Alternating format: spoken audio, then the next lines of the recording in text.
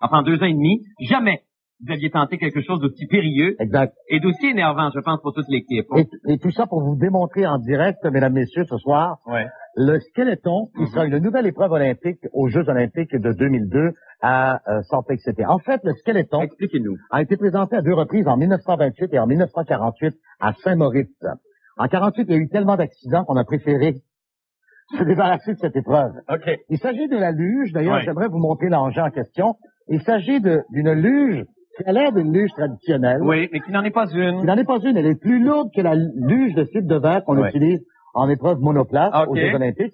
Et la principale différence, c'est que l'athlète doit se coucher sur le ventre. À plat ventre. Et descend la rampe ou la piste à plat ventre. À plat ventre, vraiment tête première. Et les bras derrière. Et les bras derrière et guide par les mollets et par le transfert du poids. D'accord. Alors, c'est très périlleux. On appelle ça également le Cresta Run. D'accord. Parce que c'est pour le nom de la descente à Saint-Moritz. Oui, oui. Et ou bien le toboggan, tout simplement. D'accord. Et il y a eu des accidents, vous me disiez. Il y a eu des accidents épouvantables qui sont produits. Chaque année, il y a des gens qui se blessent très gravement. Et d'ailleurs, on pourrait peut-être en profiter pour rappeler aux jeunes qui sont très friands de cette chronique-là, m'a-t-on dit, les sports, de ne pas tenter ça en fin de semaine. Ne tentez jamais de faire ça à la maison. Jamais. Seuls les professionnels peuvent faire la démonstration. Bon. Alors, je voudrais maintenant vous faire la démonstration de ce que nous allons tenter de faire ce soir. D'accord. C'est un départ de skeleton. D'accord. Et nous avons fabriqué, grâce au service d'ingénierie, une rampe inclinée à 30. Je vais rester ici. D'accord. C'est une rampe qui est inclinée à 30 degrés, qui simule la rampe de départ de la piste de bob. Vous voyez qu'il y a une certaine flexibilité, une certaine souplesse. Et un personnel de 12 membres, dirigé par l'ingénieur en chef Anne, a réalisé ce chef-d'œuvre. C'est magnifique. C'est une inclinaison de quoi, 30 degrés? 30 degrés, 29,27 degrés exactement. D'accord, OK. Alors, en principe, je dois aller directement vers la caméra, c'est-à-dire vers vous. On ne sait pas où ça peut s'arrêter parce que le tout a été graissé à la vaseline. D'accord. Les patins, je parle, et au WD-40. D'accord. Alors, c'est en direct. Ben, c'est en direct. Je vais m'installer en position de départ de mon skeleton. Je rappelle que... OK. Et j'apprécierais peut-être d'avoir une poussée au départ. Je rappelle que je ne peux me servir de mes mains. Je ne peux que me diriger par mes jambes. Et la rampe est maintenant illuminée. D'accord. Vous voyez? C'est magnifique. Vous êtes bien? Je pense que... Attendez, je suis prêt. On y va? D'accord, vous le sentez, Paul? Juste pour le temps. Voulez-vous que j'avance un petit peu? On y va? C'est passé! OK. C'est passé. Attention!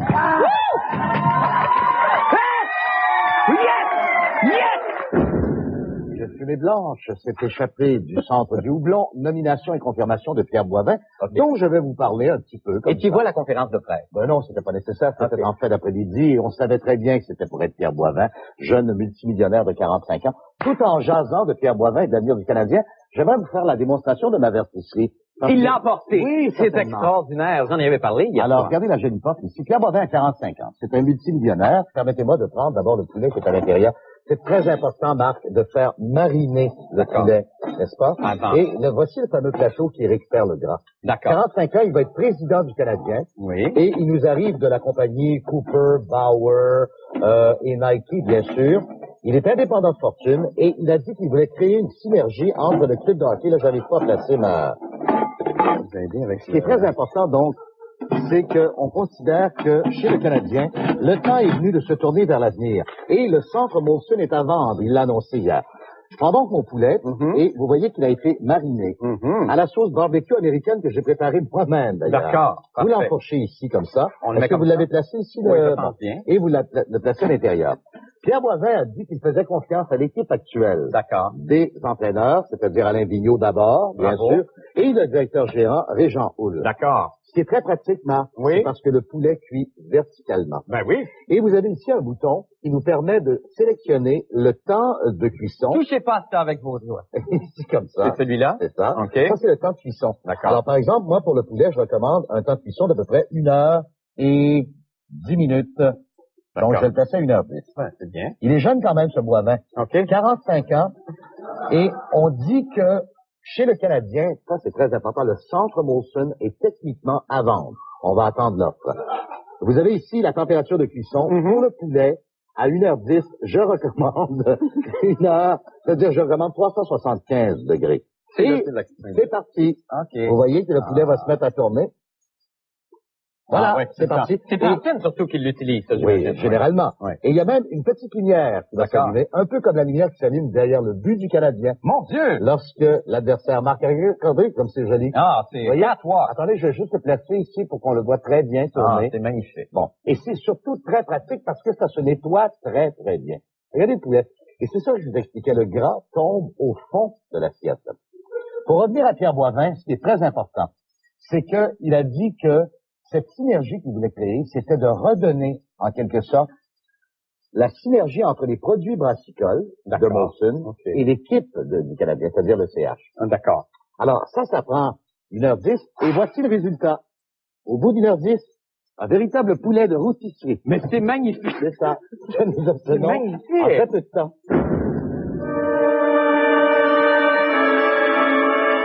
Scandale! Selon Molson, le centre Molson ne vaudrait aujourd'hui plus que 35 millions de dollars alors qu'il a été construit au coût de 235 millions en 96.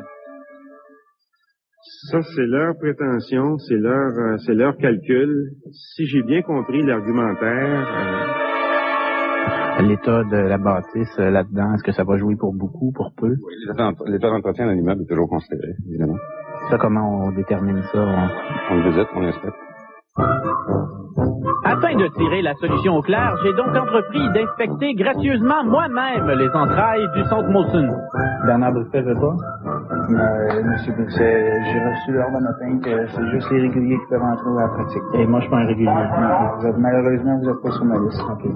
Mais astucieux comme c'est pas possible, même devant Bernard Brisset, j'entreprends de me déguiser en authentique joueur du Canadien pour pénétrer sans être remarqué. Bon, on peut commencer la sortie. Les tuyaux ont l'air beaux. La plomberie est presque neuve. C'est ça qui est le problème, hein? Il est peut-être là le vide caché. Regarde, moi, ce trou-là dans le tuyau.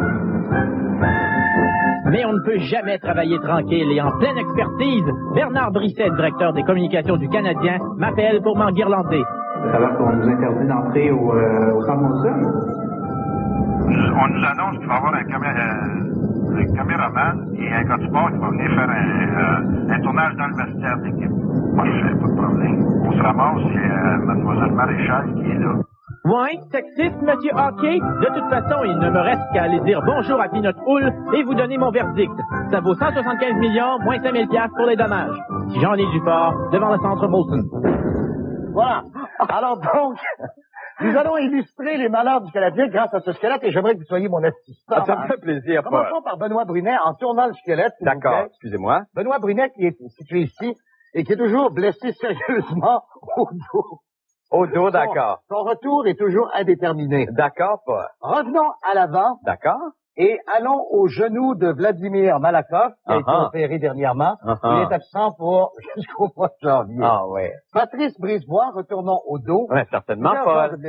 Patrice Brisebois, blessé au dos suite à une opération pour une hernie discale. Oui. Retour toujours indéterminé. Bon, on l'a montré comme ça. Oui. Ensuite, Craig Rivet, qui a été opéré à un os. On le tourne encore? De la joue. Il va restituer. Dimanche. OK, oui.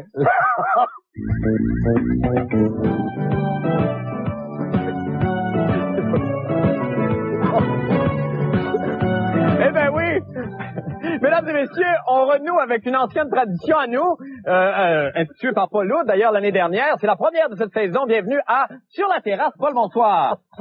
Bonsoir, Marc. Alors, bienvenue à Sur la terrasse. Alors, évidemment... C'est nouveau, ça, là? Ben, c'est parce que nous avons reçu une avalanche de demandes au cours des derniers jours. Pourquoi ne pas ramener Sur la terrasse au cœur de janvier, alors qu'il fait autour de moins 30 ce soir, dans le but peut-être de chasser les températures froides qui sévissent en ce moment. Mais vous savez également, Marc, qu'il y a une autre raison, c'est que tous les grands magazines de sport, par exemple le Sports Illustrated, ont leur collection spéciale, leur numéro consacré au maillot de bain. D'accord. Alors on s'est dit, pourquoi est-ce qu'on laisserait Sports Illustrated prendre l'avance sur nous, tout à fait, et ne pas vous présenter à ce stade de l'année notre collection maillot de bain. La fin du monde. Nous avons une superbe surprise à vous présenter. Nous avons nos 2 top modèles que nous retrouvons encore aujourd'hui. Et nous avons donné une tête un peu différente cette année. Ce sont des maillots de bain croisière 99. Ok, d'accord. Alors tout d'abord, nous avons Martine, la charmante Martine, qui porte pour nous un joli 2 pièces aux couleurs hivernales, comme vous le voyez. Oui, ben, printemps. Moi, je dirais plus printemps. Ben, C'est plus peut-être. printanier comme ça. Il y a bien sûr des teintes de la lavande. Évidemment. Et il y a bien sûr les magnifiques fleurs vertes qui sont incrustées. Regardez comme c'est pratique, par exemple, lorsque vous quittez en croisière à partir de Montréal, à ce temps-ci de l'année. Vous remarquerez le joli chapeau qui n'est pas nécessairement agencé avec le maillot de bain. Donc, la charmante Martine. Bravo, Martine. Merci infiniment. Et nous avons Maria qui est avec nous. Maria porte cette fois-ci un maillot beaucoup plus audacieux. On remarquera que la culotte est coupée beaucoup plus haut, n'est-ce pas? Oui. Ça, c'est lorsqu'on atteint à peu près la hauteur d'Halifax à partir de Montréal, n'est-ce pas, dans la croisière. Et les couleurs aussi. Et les couleurs sont également absolument beaucoup plus, magnifiques. agressives. Vous voyez, les teintes sont plus chaudes. Oui. Et n'oubliez pas une chose qui est très importante, c'est que ces maillots de bain sont très pratiques si votre bateau fait naufrage dans l'Atlantique Nord. C'est fou, ça, Paul. Par exemple, en ayant frappé un iceberg. Vous m'écoutez pas.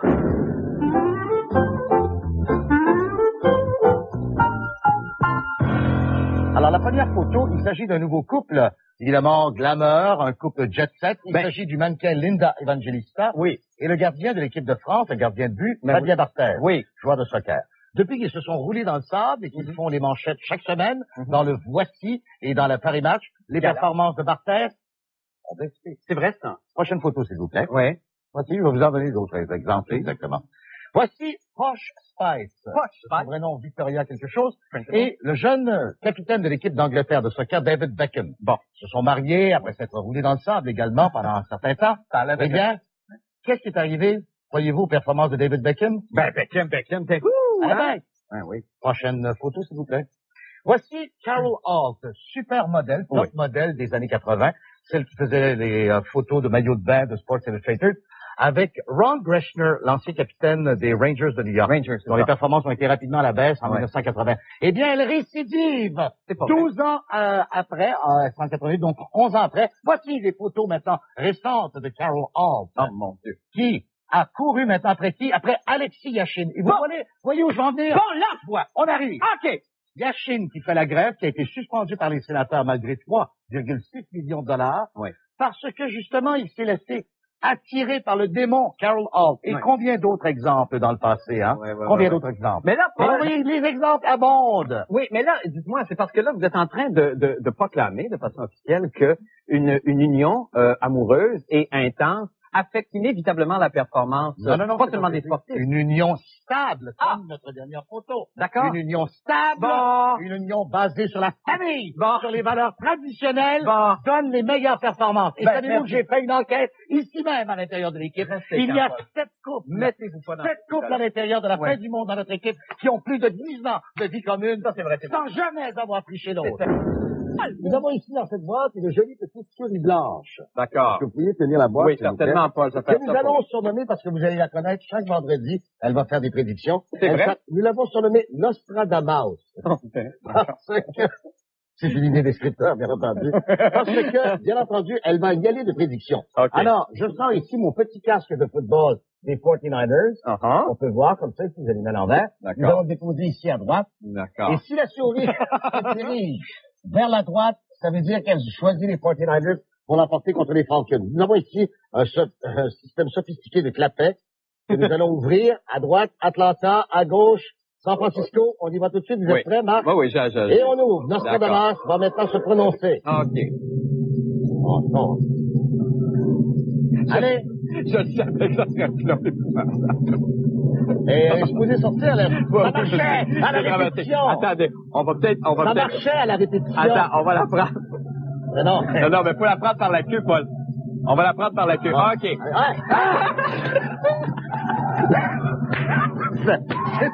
C'est un échec lamentable. Où est-ce qu'elle est? Oh, j'ai tellement honte. San Francisco! Bravo! Ça y est, les prédictions de notre là. Faut d'abord ouvrir la première, je pense. Oui, c'est OK. ça. Comme ça. Et là, faut regardez bien, oui. elle va sortir. Et voilà! Bon. Ben c'est ça, faut lui donner du temps quand même. Elle est gênée, là. Comment ça se fait qu'elle Ben retourne? oui, mais comment ça se fait que ça marchait? On aurait peut-être dû donner. Non, pas de pousser parce qu'on sait jamais. Non, mais j'avais envie de me prendre. Attendez, elle va y aller. Pas la tête. Ah ouais? OK, elle va y aller. Mais non, mais elle revient. Mais là, c'est parce qu'il faudrait y donner. Attendez, vas-y. Ah! OK, elle est là! C'est bravo! Les Jets, celui-là! Bravo. C'est un succès! C'est Regardez, bon. elle veut revenir. Oui, elle veut revenir, là. Mais c'est Mais comme un fœtus, hein? Oui. Oui, on se sent mieux. 1, 2, 3, c'est parti! Évidemment, faut au moins la ligne bleue. Au moins franchir la ligne bleue. Ah! Non, mais... Bon. Attends, on va juste la faire. Non, Non, mais non, mais écoute, parce que... Non, mais... Attends. On va la faire. On va la partir. Non, mais on va la remettre. On devait la partir du centre. Oui, mais on va la remettre où elle est. Elle va l'avoir, là. Elle l'a eu! Elle l'a eu! Non, Elle l'a eu, Paul, là. Elle l'a franchi. Oui, elle a franchi. Oui. Dans le territoire du reste du monde, donc l'Amérique. Alors, c'est le moment. OK. J'ouvre d'abord cette petite porte ici. Évidemment. Et voici le clapet de la guillotine qui va faire sortir Nostradamus. Ça y est, c'est une sortie! C'est une sortie! Et là,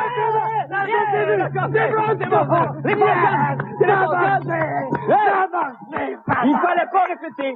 Ça a marché! Il aurait jamais fallu répéter. Bravo. Bravo. Là, vous y faites pas, par exemple. Bravo.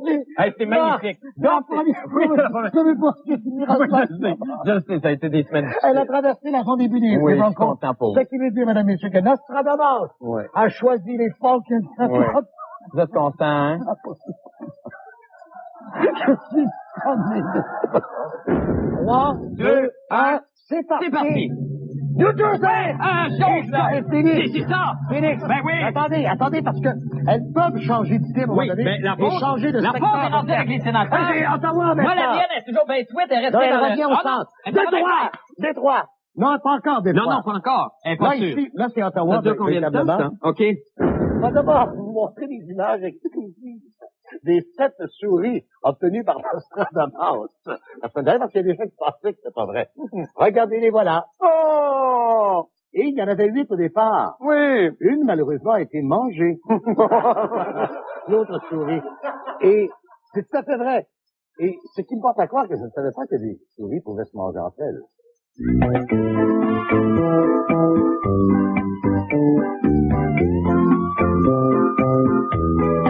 Se débarrasser de cette épreuve. OK. Il s'agit de la luge. D'ailleurs, Oui. j'aimerais vous montrer l'engin en question. Il s'agit d'une luge qui a l'air d'une luge traditionnelle. Oui, mais qui n'en est pas une. Il n'en est pas une. Elle est plus lourde que la luge de fibre de verre qu'on Oui. utilise en épreuve monoplace OK. aux Jeux Olympiques.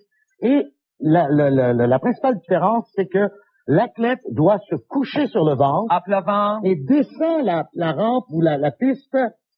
Enfin, 2 ans et demi, jamais vous aviez tenté quelque chose d'aussi périlleux Exact. et d'aussi énervant, je pense, pour toute l'équipe. Et tout ça pour vous démontrer en direct, mesdames, messieurs, ce soir, Ouais. le skeleton, qui sera une nouvelle épreuve olympique aux Jeux olympiques de 2002 à Salt Lake City. En fait, le skeleton Expliquez-nous. a été présenté à 2 reprises, en 1928 et en 1948, à Saint-Moritz.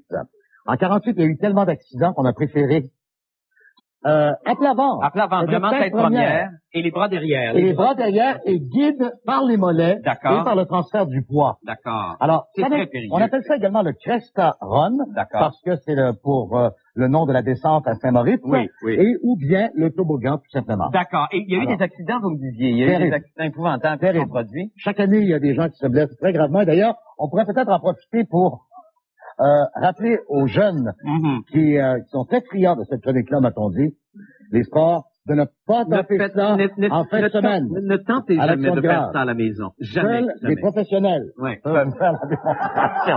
Bon. Alors, je voudrais maintenant vous faire la démonstration de ce que nous allons tenter de faire ce soir. D'accord. C'est un départ de skeleton. D'accord. Et nous avons fabriqué, grâce au service d'ingénierie, une rampe inclinée à 30. Je vais rester ici. D'accord. C'est une rampe qui est inclinée à 30 degrés, qui simule la rampe de départ de la piste de bob. Vous voyez qu'il y a une certaine flexibilité, Oui. une certaine souplesse, Ah oui. et un personnel de 12 membres, D'accord. dirigé par l'ingénieur en chef Anne, a réalisé ce chef-d'œuvre. C'est magnifique. C'est une inclinaison de quoi? 30 degrés? 30 degrés, 30 degrés. 29,27 degrés exactement. D'accord. OK.